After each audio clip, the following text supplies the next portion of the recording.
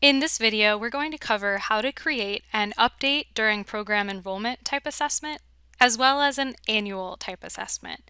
The steps that follow are also how you would update a client's housing move-in date, or path status, or date of engagement for specific project types. Update during program enrollments are created whenever you have new information about your client. So if your client gets a new job and therefore new income 2 months after joining your program, that would be an update, and we need to represent that in HMIS. If your client develops a barrier a few months after their initial program entry, that's also an update.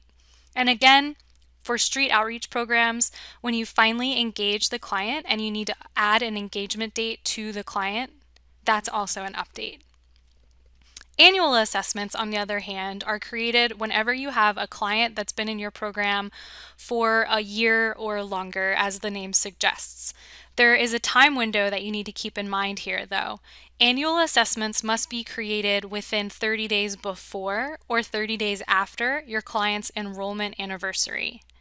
Though these types of assessments are very different, you go about creating them in the exact same way. So we're going to click on the blue action button next to our client's enrollment, and then we're going to click on Update/Annual Assessment. So this is going to bring us to a workflow. The first page of the workflow will be the program enrollment page with the enrollment information that we entered during our client's intake. For certain project types like street outreach, rapid rehousing, and permanent supportive housing, this is where you would enter additional information like the housing move-in date or the date of engagement. For this client, since they're just in an emergency shelter enrollment, there is nothing that we need to update on this page. So I'm going to click No Changes and move forward. On the next page, we're going to go ahead with During Program Enrollment. Our client hasn't been enrolled in our program for a year, so it doesn't make sense to create an annual assessment for this client at this time. Complete the assessments that the workflow takes you through.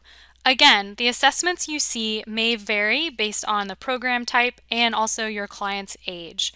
I encourage you to download the relevant HMIS program manual in the Additional References section to familiarize yourself with what data elements are required for your program and when.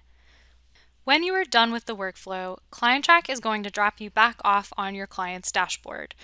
Once you check your client's assessments, you should see that they now have a During Program Enrollment type assessment.